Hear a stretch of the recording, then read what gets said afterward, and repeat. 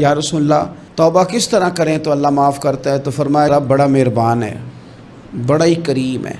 किसी बंदे की ऊँटनी अगर सहरा में गुम हो जाए और इस तरह गुम हो कि पैसे भी ऊँटनी पे हो, खाना भी ऊँटनी पे हो, कपड़े भी ऊँटनी पे हों, इलाका भी सहरा का हो और उसने किसी टहनी के साथ बांधी हो, फिर वो सो जाए, सो के उठे तो ऊँटनी गायब हो।